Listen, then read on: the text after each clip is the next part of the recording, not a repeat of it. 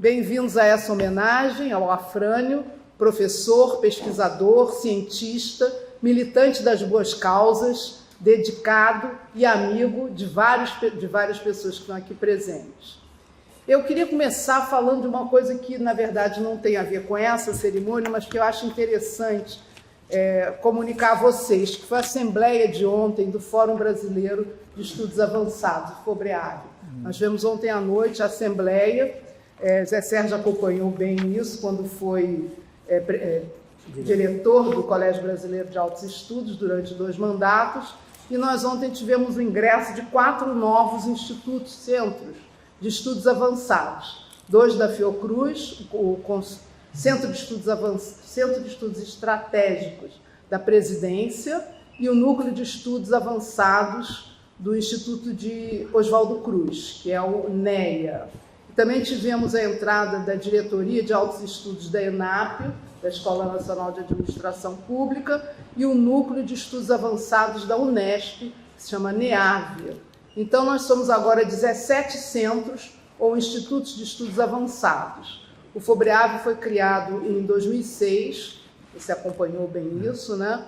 E vários desses centros têm cátedras. E por isso que eu estou fazendo a referência, né? Porque os institutos de estudos avançados são esse animal, bicho, sei lá, essa instituição que estabelece cátedras. Nem todos têm cátedras, mas a maioria tem cátedras, especialmente os mais antigos, que são o Instituto de Estudos Avançados de São Paulo, da USP, e o Instituto de Estudos Avançados Transdisciplinares da Universidade Federal de Minas Gerais. Então, eu queria falar 2 minutos aqui sobre a Afrânio e depois, mais ao final, eu penso participar da discussão do tema desse evento, Estratégias de Reconversão do Campesinato e das Elites Agrárias Brasileiras. Eu conheci o Afrânio logo que eu entrei no Colégio de Aplicação da Faculdade Nacional de Filosofia, que era como se chamava, né? Nós não éramos a Universidade do Brasil, nós éramos, no caso, era a Faculdade Nacional de Filosofia, que abrigava o Colégio de Aplicação nos seus primórdios. E eu era da turma do Agenor, que era o irmão do Afrânio, que também já nos deixou, e deixou antes, inclusive, da partida do Afrânio. Então, como o Agenor era meu colega de turma, o Afrânio era uma referência importante ali de todos os momentos, né? Ele estava ali sempre. E ele era uma referência para todos os alunos, principalmente para esses alunos que eram mais novos, porque ele tinha uma liderança incontestável no Colégio de Aplicação, que se materializou na presidência do Grêmio, que eu acho que naquela época não se chamava Grêmio Dilo Costa Neto. Caixa Escolar. Caixa Escolar, é isso que eu ia falar. Se chamava Caixa Escolar, e ele era um defensor da Caixa Escolar, que na verdade arrecadava contribuições dos pais e alunos e tinha um papel importante em manter a estrutura de funcionamento do CAP naquele momento, dava uma grande independência, né? O Carlos Matos, que era o diretor, né, o nosso diretor querido, era um defensor da Caixa. E ele mesmo tinha um compromisso muito grande com as classes experimentais do Colégio de Aplicação, e ele era, assim, muito protetor dos alunos, e principalmente no caso do Afrânio. Eu me lembro muito bem da relação forte que o Carlos Matos tinha com o Afrânio, né? Luiz Alves de Matos, estou maluca, desculpe. Luiz Alves de Matos. Bom, muito obrigado, você me corrigiu. Luiz Alves de Matos. Carlos Matos é um economista famoso chileno. Ia ser por isso que Carlos Matos. Luiz Alves de Matos. Bom, então o reencontro com o Afrânio depois se deu no CPDA, da Universidade Federal Rural do Rio de Janeiro, no programa de pós-graduação que começávamos, e nesse programa nós éramos muito dedicados ao estudo do rural. E o Museu Nacional era uma espécie de referência teórica fundamental, não só teórica, como de estudos empíricos. Era uma espécie assim da nossa meca, né?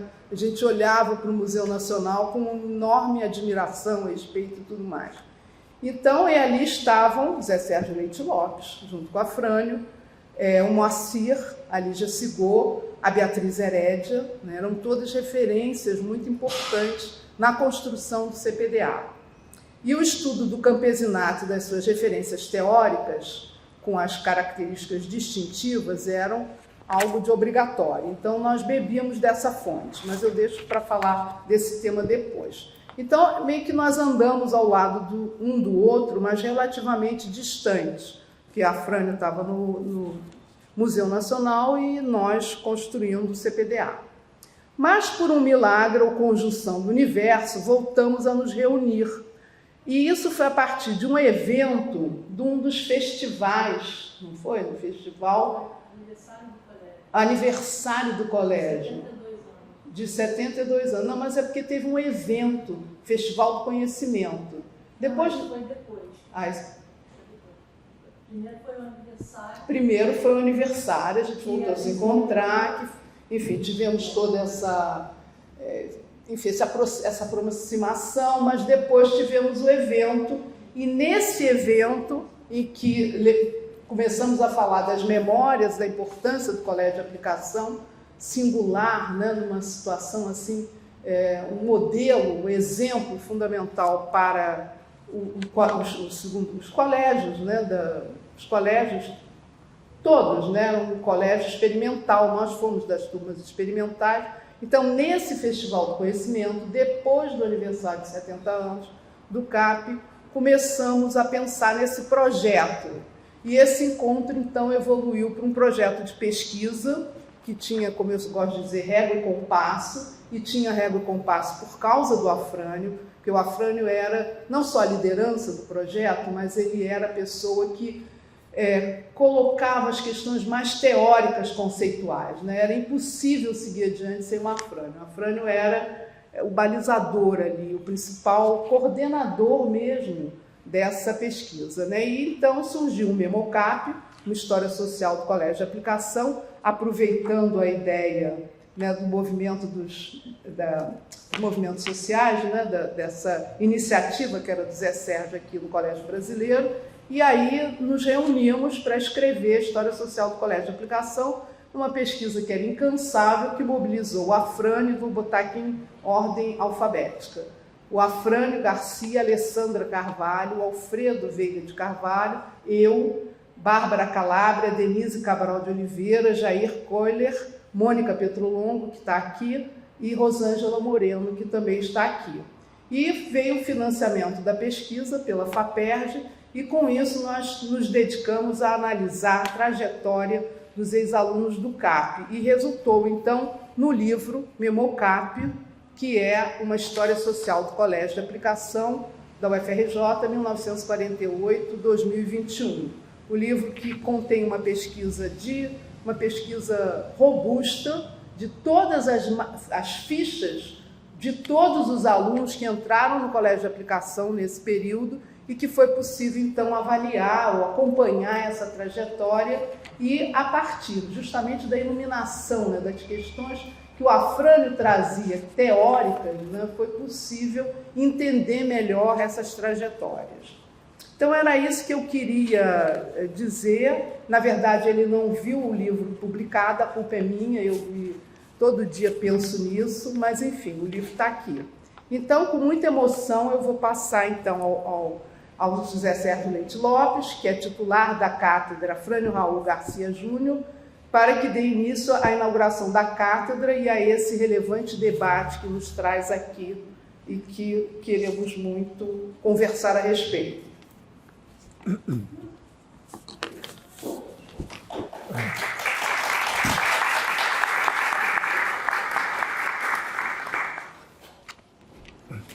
Obrigado, Ana Célia. Obrigado a todos que estão aqui presentes. Enfim, então, isso, ao mesmo tempo, é o início, né, dessa cátedra, que se chama Sobre as Disputas pelos Usos do Passado, Memória, Trabalho, Movimentos, Direitos Humanos, né, que entrou num concurso muito rigoroso e concorrencial. Não é fácil, não. De concurso de cátedras do Colégio do CBAE, que tem todo o ano, né?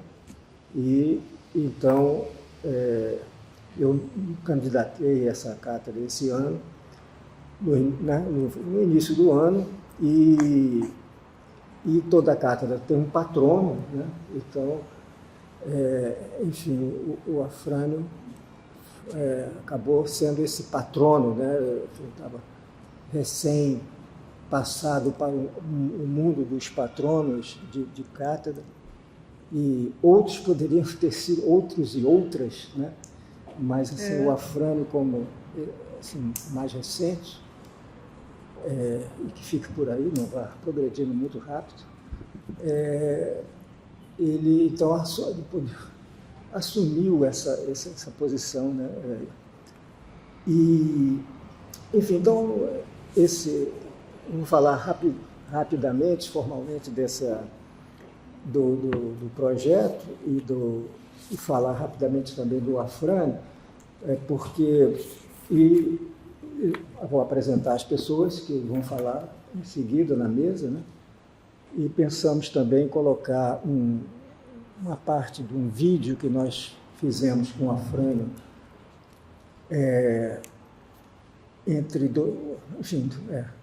uma parte, acho que foi 2018, né, Carlinhos? 19 e 22. E, então, ele próprio pode falar, né, porque está bem ali cortado da sua obra, né, que ele centra mais nessa parte realmente do campesinato, do mundo rural. Bom, então, esse projeto, né, enfim, eu tive que fazer, vou fazer esse resumo aqui que eu tive que fazer para a cátedra, então já tenho aqui pronto. Né? Então, esse projeto que enfim, que é amplo, né? Vai para todo lado, memória, trabalho, movimentos sociais, direitos humanos, né? Ele procura aprofundar pesquisas próprias e estimular a interação com redes de pesquisadores interessados no encontro de temas sobre memória, na confluência entre trabalho, movimentos sociais e direitos humanos. Além de atividade de ciclos de palestras, né, como esse de divulgação científica, né, haverá também uma atividade cotidiana de alimentação de coleções de acervos num site próprio, que foi resultante de pesquisas textuais e audiovisuais, né, vai nuclear, né, essas produções da cátedra e da produção de parceiros, né? Então, esse projeto está em torno da cátedra Afrânio Raul Garcia Júnior, que foi selecionada nesse concurso de 2025. O Afrânio Raul Garcia Júnior, né, como a Ana já começou a falar, né, sobre ele, que nós vamos falar aqui esse tempo todo, ele é um pesquisador de referência para o entendimento das razões profundas desse encadeamento de temas aqui, né, entre trabalho, sobretudo rural, migrações, sindicalismo, direitos, né, principalmente trabalhista, da terra, direitos humanos. E os seus trabalhos, eles são centrais para o estudo do campesinato, das transformações da estrutura agrária brasileira, mas também para a compreensão da trajetória de membros das famílias dominantes agrárias e suas reconversões para o campo político ou intelectual. Era também um estudioso da circulação internacional das ideias e dos intelectuais.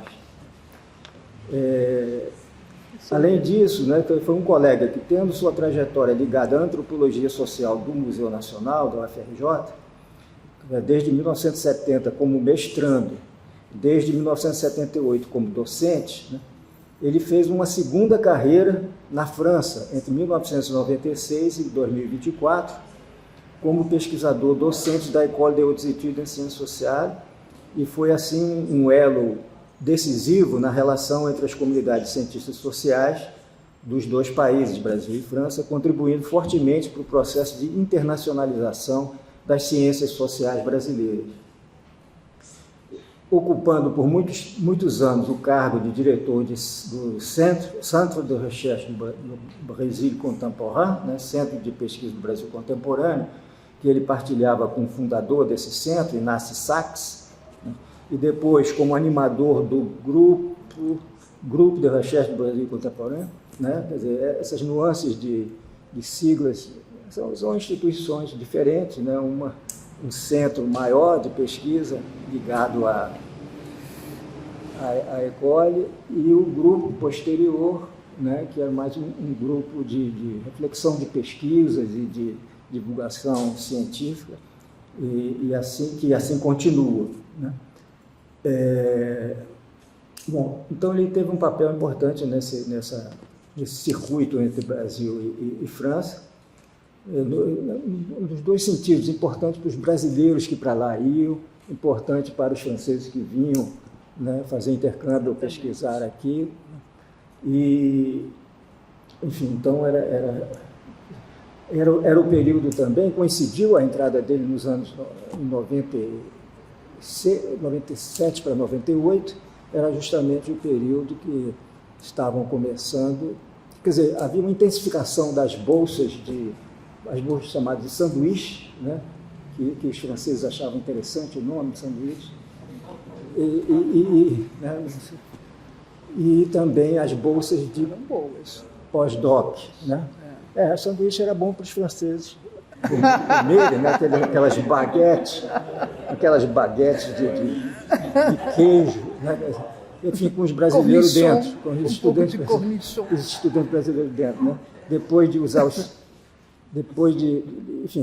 saborear os alunos de doutorado, desde o Moacir Palmeira, de 1971, que foi um desses alunos, que na época a França que pagava as bolsas, e tinha alguns exilados, por acaso, também puderam usufruir disso. E depois a máquina CNPq, CAPES e tal, brasileira, começou a funcionar, né, assim, fortemente, para espanto geral internacional. Enfim, então houve coincidiu justamente com esse intercâmbio muito forte, e muitos brasileiros para lá e franceses para cá. Ele também foi pesquisador, né, veterano, considerado veterano.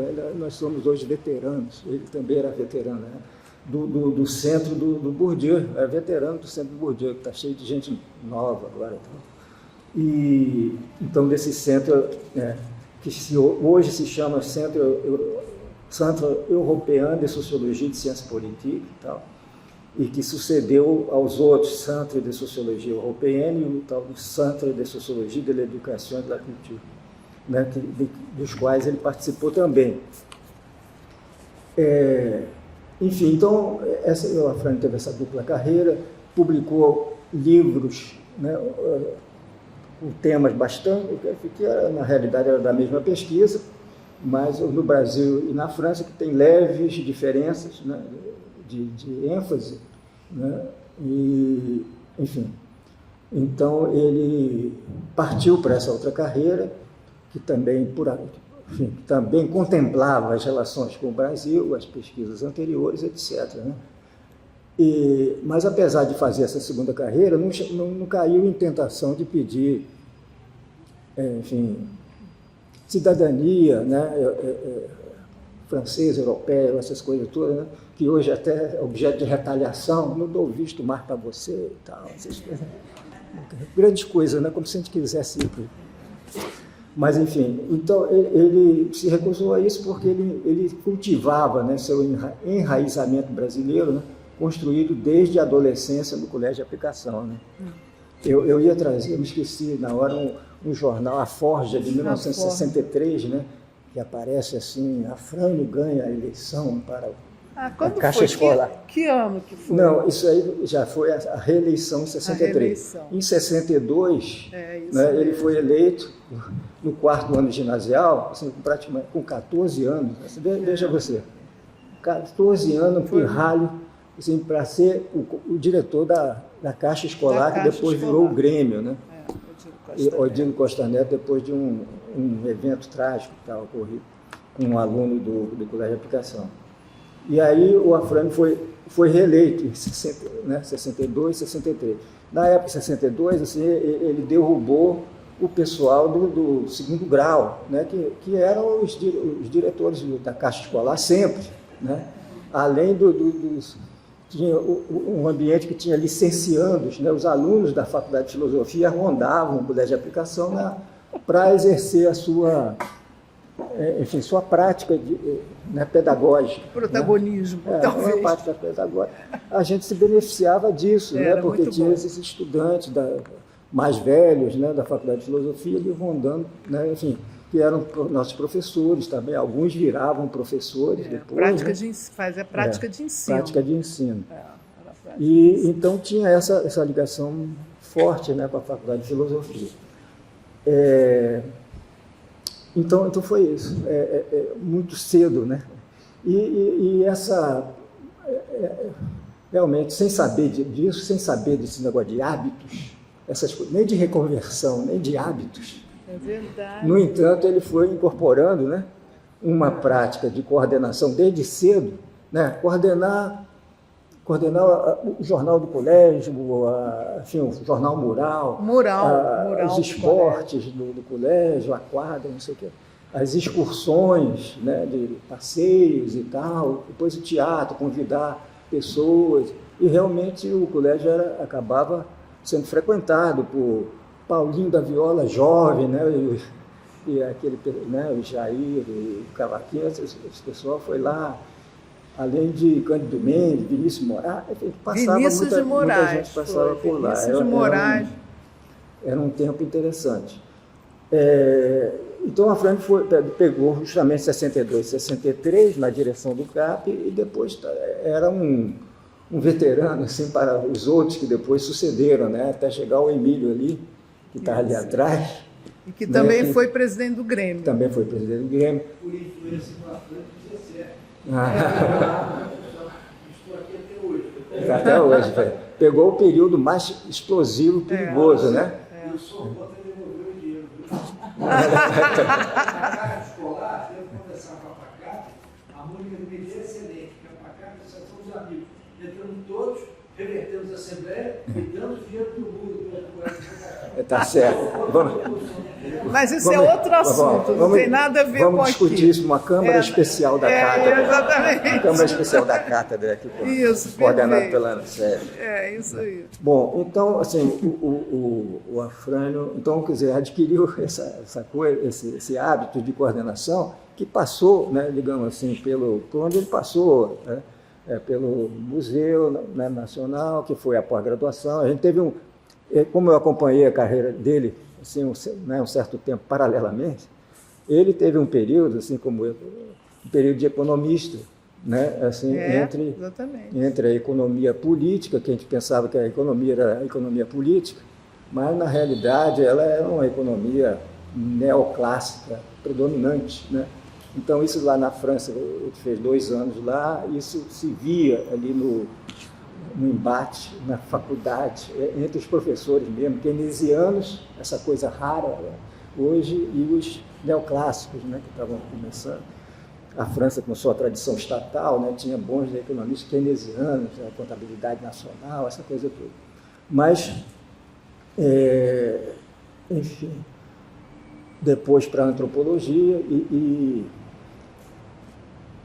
finalmente essa carreira na França, onde ele teve que assumir, né, no lugar que lhe era destinado, quer dizer, era um binômio entre esse centro do Bourdieu, que era um centro de pesquisa, e o Centro Brasileiro do Brasil Contemporâneo, que era um lugar importante na eleição dele da École, né, que é uma eleição do tipo Academia Brasileira de Letras, essa coisa que a pessoa tem que conversar com cada membro eleitor, né, da casa, etc., um negócio complicado.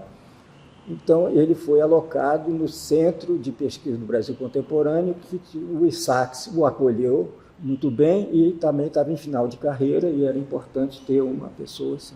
Então, ele exerceu esse lugar de coordenação de pesquisa, de intercâmbio, Brasil, França, etc., e essa capacidade de promover eventos, né? Quase como se fosse um colégio brasileiro lá dentro da École, né?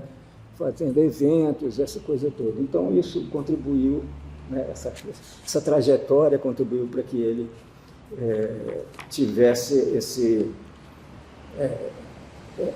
um certo brilho assim, né? nessas tarefas, né? de coordenação. enfim, ao invés de continuar aqui, porque eu já tinha um texto que eu já tinha preparado para uma outra homenagem que foi feita a ele, na USP, em junho passado, né, que foi um colóquio de 2 dias, que pegou, digamos assim, todas as áreas de pesquisa que ele tinha interesse, né? Quer dizer, tanto o Afrânio tinha assim como linhas de pesquisa, né? Era assim, transformação dos modos de dominação na plantation açucareira, que era uma das suas linhas, quer dizer, essa linha toda, a parte do campesinato e da plantation, né? Uma outra parte sobre a produção intelectual brasileira, né, particularmente as trajetórias sociais e intelectuais de produtores do pensamento social brasileiro. Ele teve uma parceria com Castro Faria, né, há algum tempo, né, com Moacir e com outros, e depois um interesse também por essa história social da ciência e formação científica no Brasil. Tinha toda essa questão aí da circulação internacional de ideias, etc. Né? Então, participou de uma pesquisa no MAST, né, no Museu da Astronomia, que tinha os arquivos do CNPq antigos, antes de ir para Brasília, e começou, junto com outros colegas, né, com Heloísa Bertol, lá do MAST, com a Letícia Canedo e com outras pessoas, né, de São Paulo, da Unicamp, etc., a fazer pesquisa sobre os bolsistas, né, brasileiros no exterior. Então, isso pode ser objeto de outras mesas, né? Como houve em São Paulo, houve isso. Muita gente nessas outras linhas de pesquisas estão espalhados pelo Brasil e uma concentração em São Paulo, né? Isso se pode fazer até online também, sem a gente ter o dinheiro que a USP teve para fazer esse encontro, que foi muito interessante.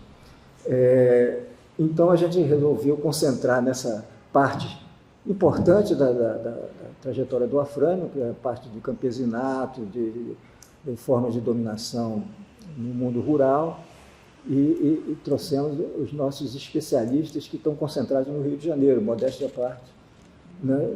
Há uma concentração no Rio, embora também tenha coisa espalhada por aí, né? Então, bom, vamos passar então para o vídeo, né? Porque aí a gente pode ver o próprio Afrânio falando. E aí começa a segunda parte, que é essa da discussão. Esse vídeo foi feito junto com o Zé Carlos Matos. Zé Carlos Matos, e sobre a trajetória de alguns antropólogos, e é o Afrânio. Vamos ver do Afrânio, uma parte.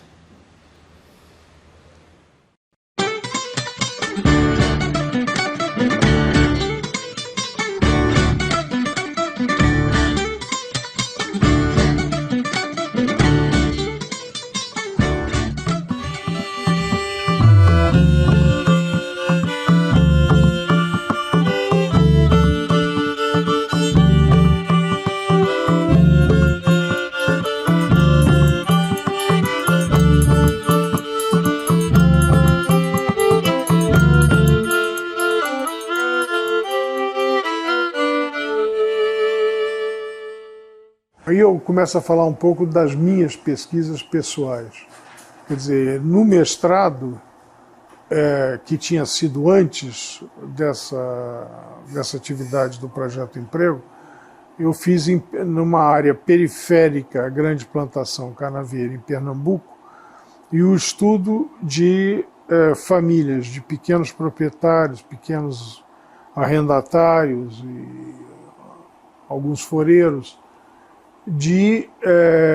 sobretudo de entender a divisão do trabalho interno às famílias, quer dizer, um pouco o trabalho familiar, entendendo as oposições masculino-feminino e as oposições entre a geração dos pais, a geração dos filhos, e depois como isso se colocava em termos de reprodução de toda a família.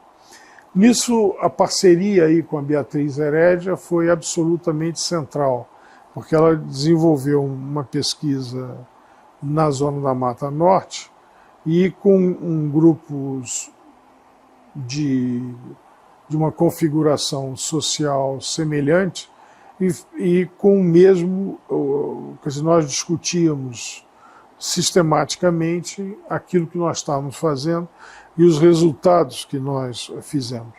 Eu acho que na prática, a grande acumulação daquele momento foi realmente mostrar que a palavra campesinato designava uma maneira de existir, uma maneira era mais do que trabalhar e consumir, quer dizer, era uma maneira toda de organizar os esforços de todos aqueles reunidos num grupo doméstico, o pai, a mãe, os filhos, se eventualmente houvesse outros membros de outra geração, e toda uma lógica que só ficava claro se a gente entendesse que o mesmo conjunto de pessoas que pesava no processo de trabalho, pesava também como consumidor.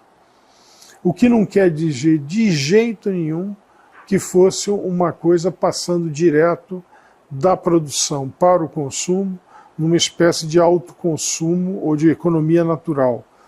Muito ao contrário, isso permitiu também que a gente sofisticasse todo um conjunto de explicações sobre o que eram os usos da circulação mercantil e o famoso questão do excedente camponês, como explicar excedente camponês e outras coisas assim.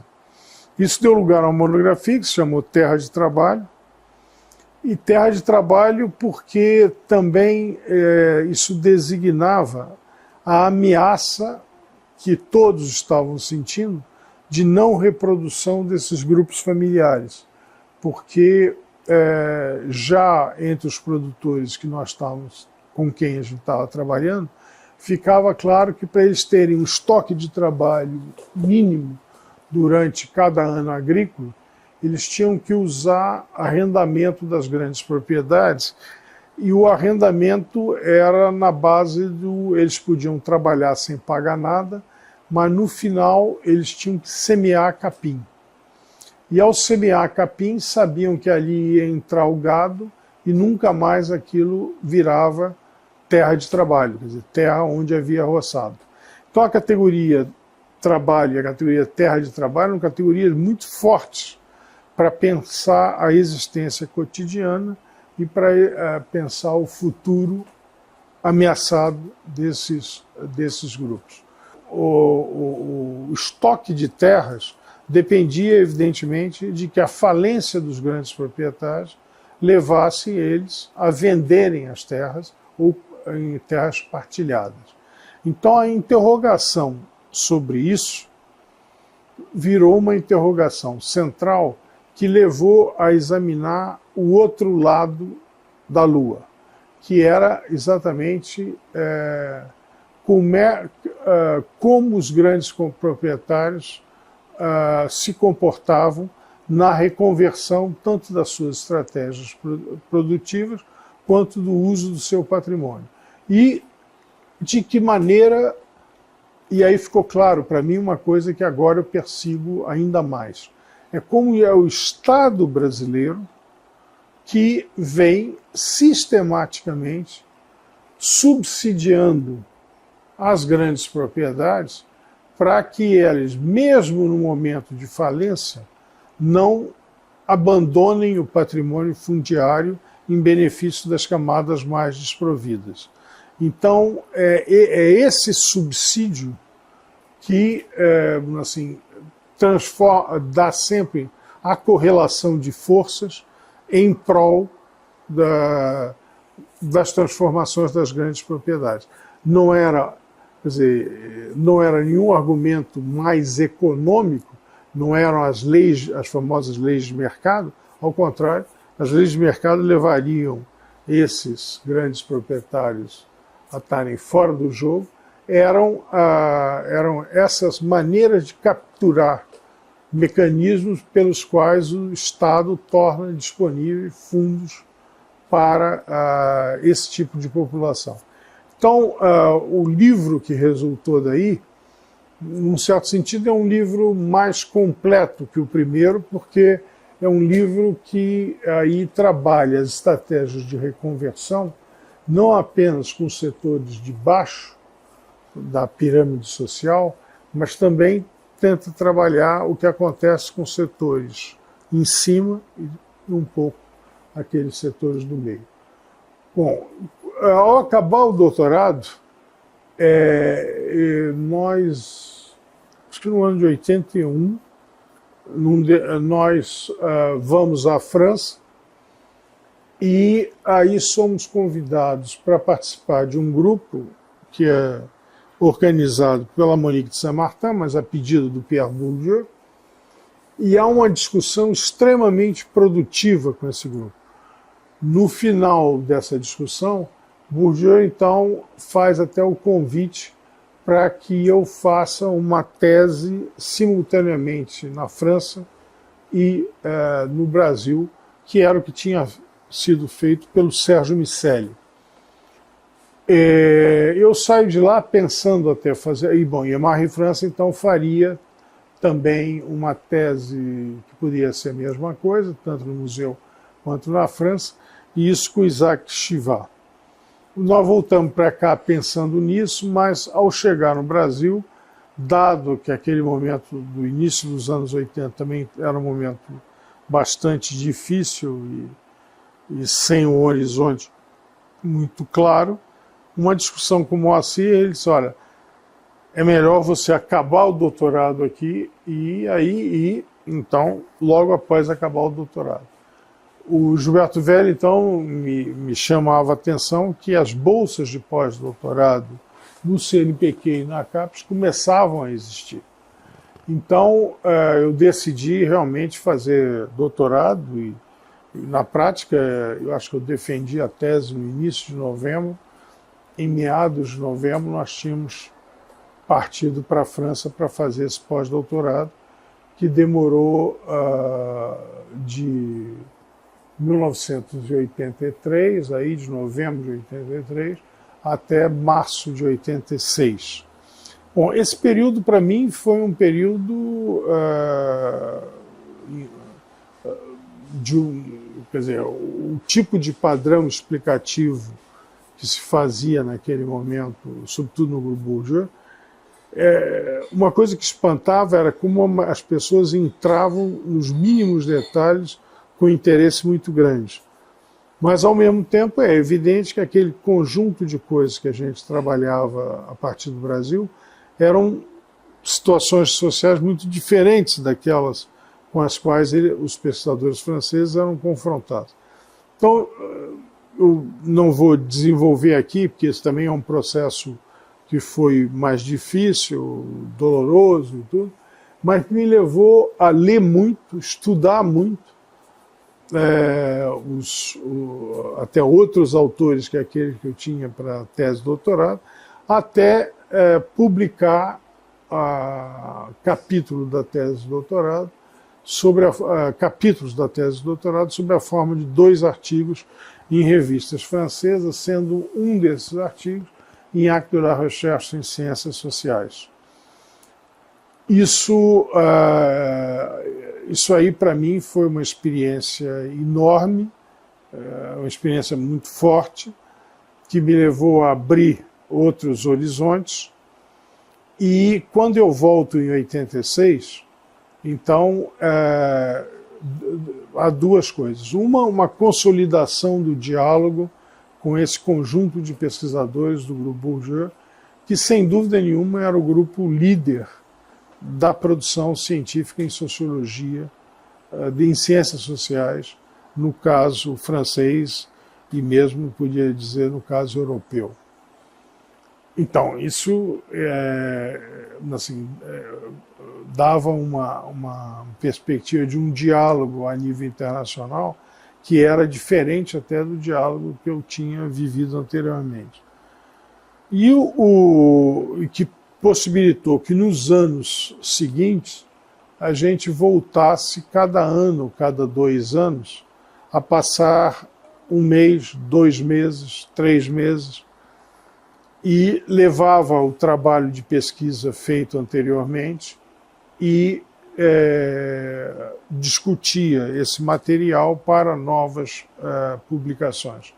Então, assim, foi aí que um pé ficou do lado francês. Mas, de outro lado, também veio já dessa época, reforçou essa questão que não se pode examinar a reconversão apenas pelo lado dos dominados, apenas pelos lados de baixo. Muitas das coisas das quais os dominados falam, eles não são processos que eles não participam diretamente, mas que concernem os grupos dominantes. Então, se realmente se quer fazer uma sociologia mais densa, ela tem que ser feita necessariamente naquilo que, mais ou menos nessa época, o Bourdieu vai chamar de espaço social. Quer dizer, é a distribuição dos grupos todos dentro, as configurações sociais ao longo de todos os grupos. E mesmo que as pesquisas fossem concentradas sobre certos grupos, você tinha que estar atento aos grupos opostos em outros momentos. Daí veio a ideia de trabalhar sobre a reconversão dos dominantes. Então, quando eu voltei para o Brasil, graças também a uma aproximação com Luiz de Castro Faria, nós começamos, então, todo um trabalho de pesquisa sobre estratégias de reconversão de antigas elites agrárias e os novos autores do pensamento social brasileiro. E isso já começou por volta de 86, 87. Bom, digo isso sobretudo porque isso vai assumir cada vez mais uma importância ao longo do tempo. Não foi isso que foi decisivo para que fosse tomada a decisão, a deliberação de fazer concursos na França e integrar a docência e a pesquisa lá. O que foi decisivo aí foi, ao contrário, a dificuldade que nós tínhamos de gerir os problemas de saúde, e eram os problemas de saúde ligados, sobretudo, à minha companheira, a Marie-France, e que que nós não tínhamos meios de lidar com isso, dado o que estava acontecendo e a economia, e o que a gente dispunha como recurso aqui no Brasil. Daí nós resolvemos, então, optamos por um segundo pós-doutorado, também com apoio de contratos na escola e tudo mais. E nesse segundo pós-doutorado, então, nós realizamos esses concursos. Marie-France, então, foi admitida na Universidade de Lyon, foi admitida também no INRA, e eu, com a defasagem de 1 ano e meio, fui admitido na escola. Isso também foi fundamental para que a gente equilibrasse tudo, inclusive todos os compromissos que tinham sido feitos com a universidade, com a CAPES, e a gente pagasse tudo o que estava combinado com os financiadores do nosso primeiro pós-doutorado. Nessa entrada na pesquisa, tal como ela se dava na França, quer dizer, contou fundamentalmente com o fato que quem criou o Centro de Pesquisa sobre o Brasil Contemporâneo, que foi o Ignacy Sachs, ele estava chegando à aposentadoria e se colocava o problema da sucessão dele. Então, na minha eleição dentro da escola, mas que era uma eleição indivíduo por indivíduo, concorrendo com todas as disciplinas, eu acho que tinha 54 candidatos e nós éramos 4 ou 5 que seriam admitidos, coisas assim. Eu fiz esse concurso 2 anos sucessivos e assim que fui admitido, eu entrei não só na parte de docência, de pesquisa, mas também eu fui co-diretor do Centro de Pesquisa sobre o Brasil Contemporâneo, junto com o Sachs. Eu fico por aqui muito feliz que tudo isso tenha acontecido no dia da diplomação da nova presidência da República.